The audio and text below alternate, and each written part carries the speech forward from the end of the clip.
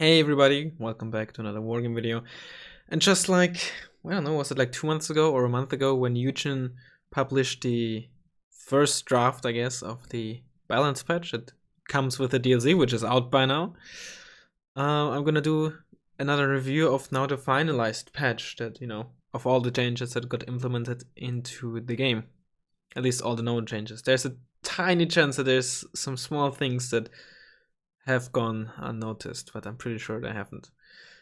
In any case, yeah, I'm gonna try to do this quick because obviously this is a lot longer now. Thanks to Greyhound, who actually, I went ahead and reposted them on the forums in the good old formatting from back in the days, as well as giving, in some cases, better numbers. If you wanna see the patch notes from Eugen, there's gonna be a link in the description to the announcement they made. Right there, you can see them in here as well.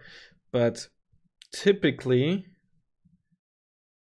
yeah, for example, here you can see French M270 LRM rather from 120 to 140, and supply cost increased. But if you look at the way Greyhound formatted it, now tells you exactly from how much to from 69 to 85 per shot, right? So it's a lot more accurate. So I can immediately tell you all the numbers in case you're curious. Maybe you're not, but yeah, let's briefly go over this. Of course, if you didn't know, being part of the testers, I did have some influence over the patches. Overall, I'll say this beforehand, I'm relatively happy. Not 100%, especially when it comes to Red Dragons, but I'm very, very positive that this state state of game balance is a lot better than it was before the South Africa DLC. It's in virtually all areas, if not all areas, an improvement. Although, like I said, in some areas, I wish there would have been, or there were bigger improvements. But alas, who knows if and that's a very big if, there's gonna be another, not even DLC, but just a patch. I'd hopefully like to see some more dragon stuff. But in any case, that's not what this is about, or at least not the only. Let's actually get into the notes. I'm gonna try to keep this as brief as possible, given that it's a lot more now, and I'll only really go deeper into the stuff that I think, and also from playtesting, of course, matters. And maybe also say if something looks big, but maybe in practice isn't that big. And there's a lot of bug fixes. The Moderna autocannon used to have lower accuracy with the HE round, the 20 as well. The John Mahone PT90 used way too much supply for their guns. T70, some T62s had wrong ranges on their HE gun, etc., etc. DVP actually got a very, very significant buff with this fix, should be noted. The VP has, or the GSH-30 is by far the highest rate of fire autocannon on any helicopter. And of course, unlike ground-based autocannons, the caliber difference. See, isn't there? Oh, this is actually even 30mm. I was gonna say something regarding 20mm, but it's actually quite a high caliber autocannon.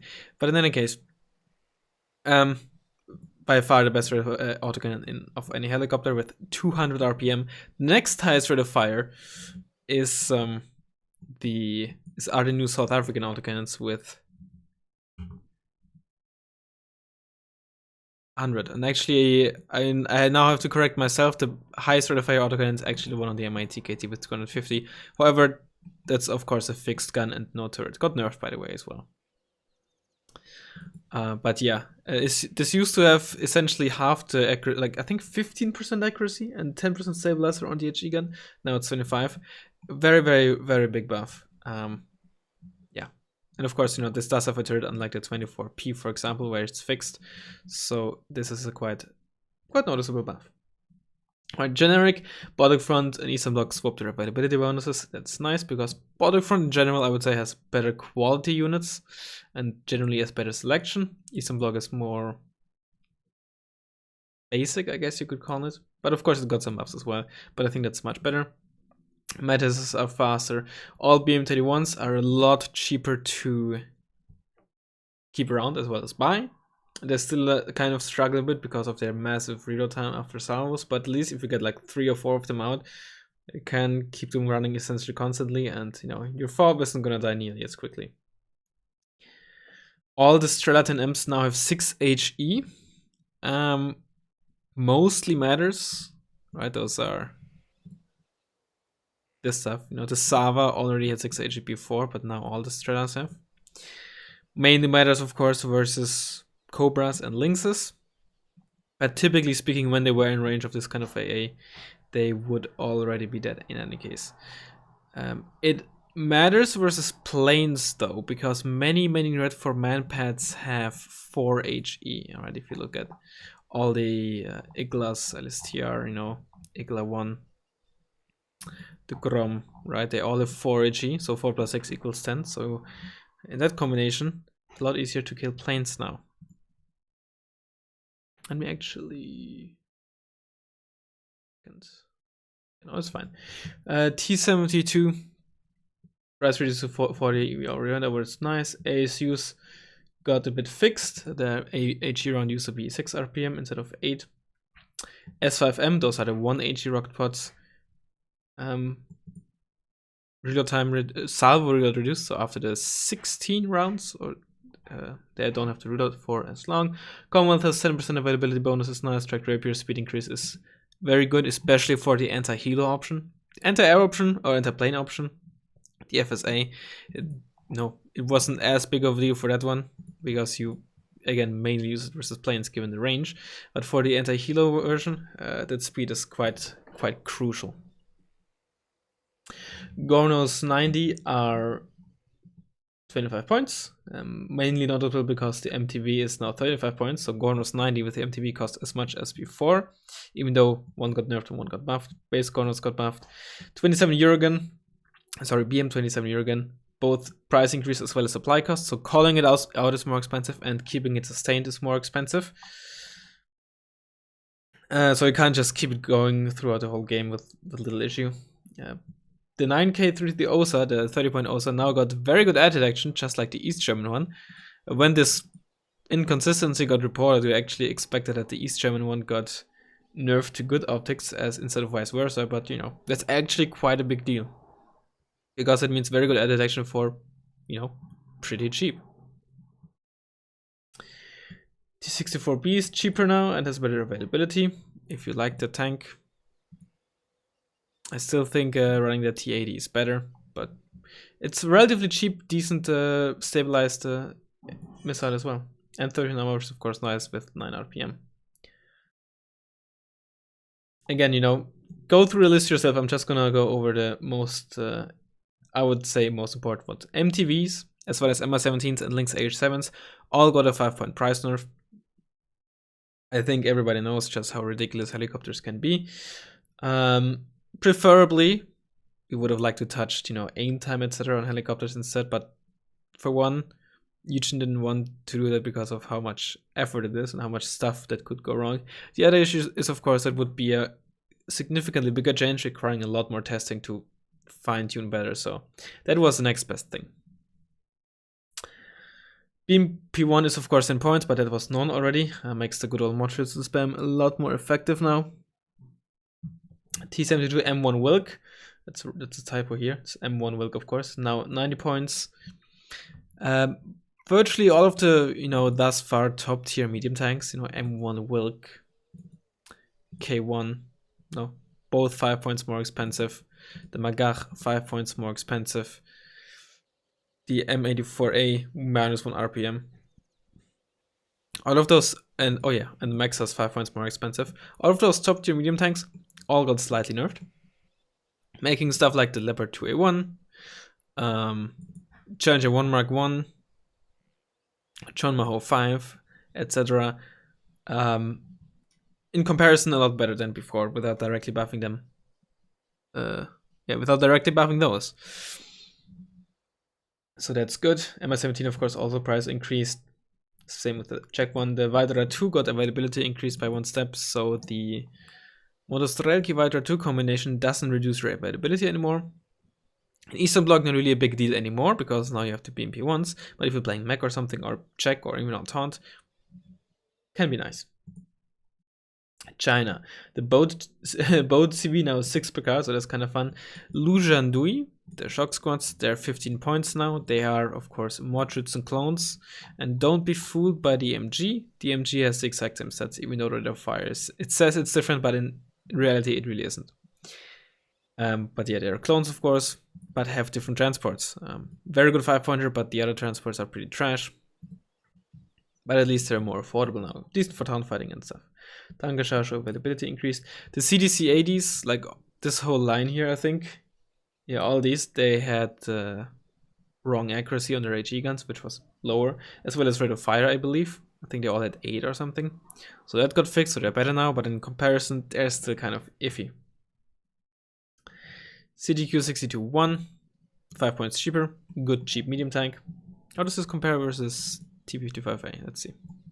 So for the same price, you get you're faster. 5 points more, 5% more accuracy, but no stab, and you lose 2 armor. I mean, better than at 30 points as it was before. That's mostly. There's some other fixes and other stuff. Yeah. Oh yeah. Sorry. The PTC 59, of course, it was not known already. From 50 to 40 points. It's still pretty niche because of how slow and how low the armor is, with so much, AP running around these days, and even low tier AT will deal significant damage. Lack of optics and speed and HE output as well makes this,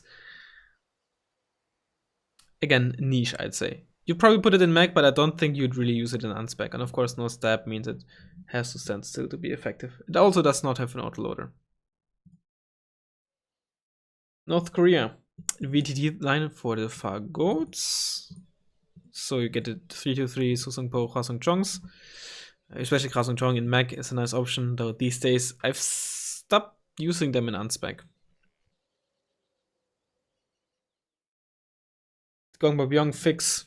So they used to have line infantry MG, but now they used to have this MG stat and 30% accuracy. Now they have CQC and 40% accuracy as well as a stabilizer. The Type 59s got buffed. I'll be honest with you, I still think they're not particularly good. You're probably gonna run them in armored, but outside of that, just a lack of optics and speed. And again, with all that high AP running around, they're very often just not really doing much. At least in my experience. B5 is super card, probably the biggest North Korea change, honestly.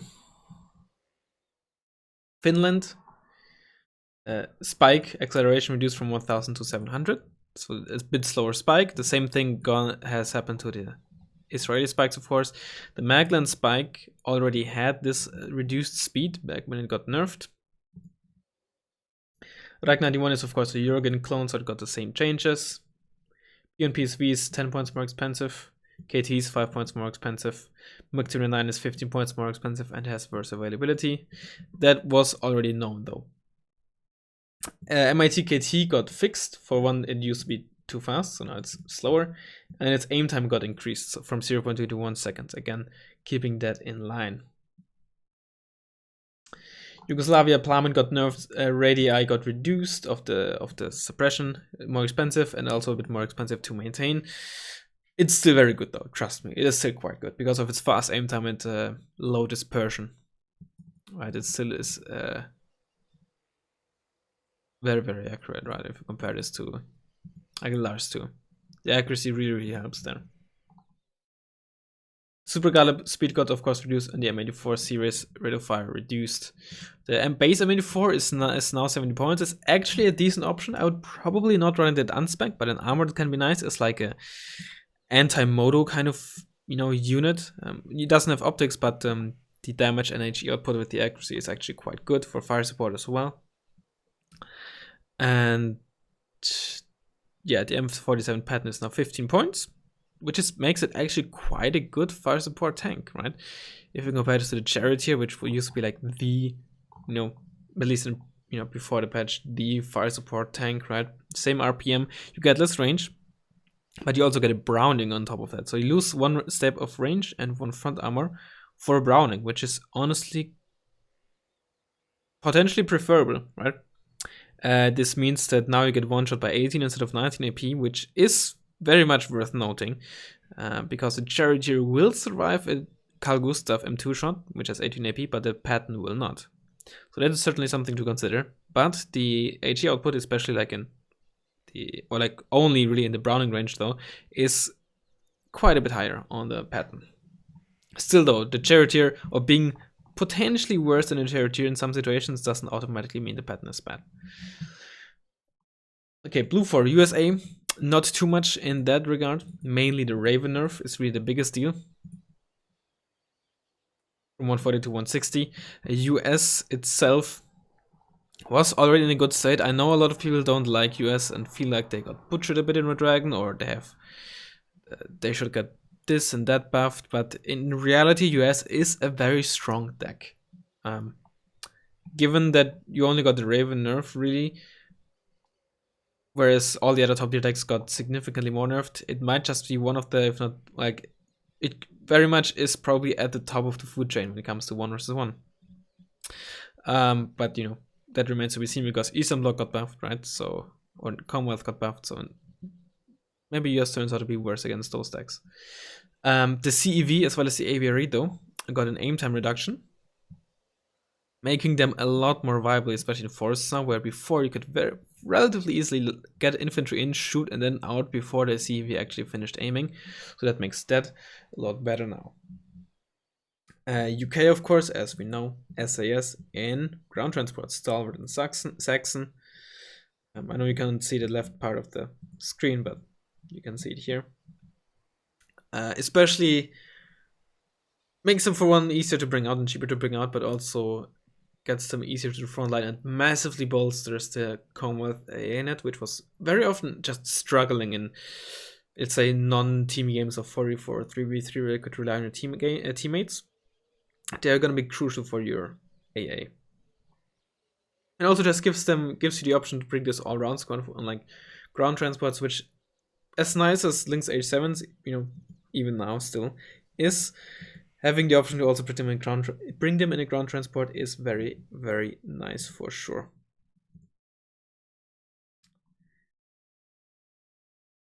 Then we have Stormer HVM air detection increase is actually, again, quite nice. The difference between good and very good, very, very noticeable when it comes to spotting planes.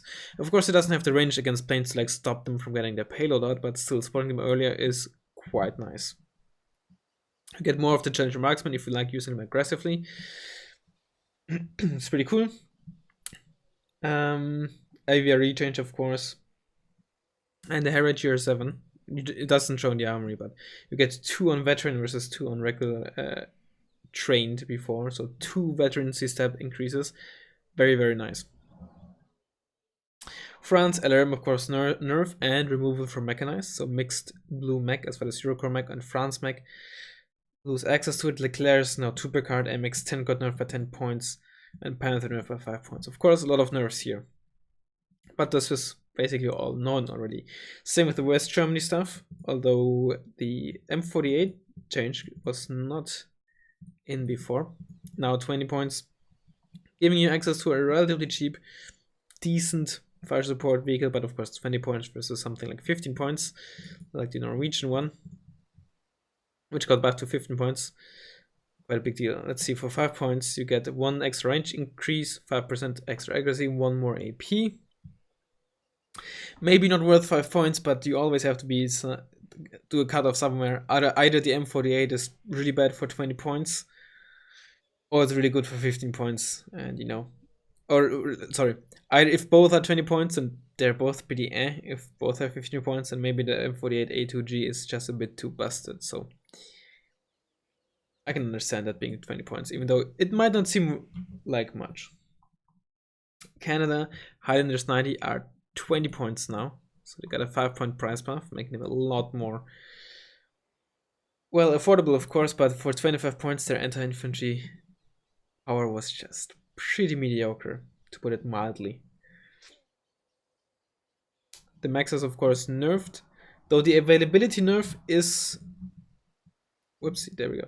Availability nerf is not really a big deal, because at least for Commonwealth, because Commonwealth of course now gets a 10% availability bonus, which means that in Commonwealth you get now 9 down-vetted and 7 up-vetted, which means that from previous patch to now You basically only lose 1 max size if you down with them. So practically speaking, that's relatively irrelevant. The Lift Guard 85 have higher availability. The Fennec 20mm got its same with the Lynx H7 20mm, I believe. HE accuracy fixed. I think it used to be 15 or 20 before, so against infantry and other helicopters. A lot more deadly than before, and it already kind of was. The only issue, of course, was no turret on the guns, but it's very small, it's cheap. So you gotta have some weaknesses somewhere. The M48 for Norway buff to 15 points we already went over. ANZAC. The Aslav C CV is significantly cheaper now at 125, a lot more affordable. And this is actually quite a good CV because it's 2 front and 2 side armor. Given it, of course, that 60% damage reduction versus HE artillery, right? So from 3 of 4 angles, right, front, left, and right side, you get significantly reduced HE damage, making it a lot more survivable versus artillery. And it's also wheels, and you get 4 per card. Quite a good CV, but of course a prototype. The M108, this thing here is now 40 points. Don't underestimate this little piece of shit, especially if your opponent is bunkered down in like a relatively small forest. You get 3 or 4 of those, and you can just keep shelling in there, and everything just burns and panics and whatnot. Not too bad. And with coming with 80 rounds, it takes quite a while to get rid of those 80 rounds, right? So you don't really need to run a fob, and you get a lot of them as well. Japan with virtually the same artillery piece, the Nanion GG. Got medium optics now, so a lot more self-sufficient. That's nice. Also allows you to make better use of the Mark 19, because you can spot stuff earlier. M15 chain now comes at the same veterancy as, let's say, Ranger of 3, so veteran instead of hardened. That's a nice buff too, and as well as being cheaper. The Koryong got a similar buff as the BM21 Grad. Cheaper and cheaper to, run, as in supply. Not too bad of an artillery piece.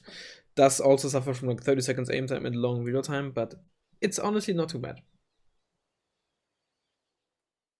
K1 is in Marines now, of course, so blue for Marines, this being unprototyped. Gonna get a decent medium tank now. Blue for Marines, of course, always being like this kind of pseudo blue moto blue mech hybrid kind of thing, because we've got some mech stuff, we've got some moto stuff. Now we've got another medium tank, right? So it's kind of a hybrid between those. And with this, as well as SAS in ground transports and some South African planes potentially, got quite a nice buff. And last but not least, Israel. Colonel's price increase to 150, of course. Hefty nerf, but deserved. Magarsi, like I said, with one of the medium tanks that also got nerfed by 5 points. Still an amazing medium tank.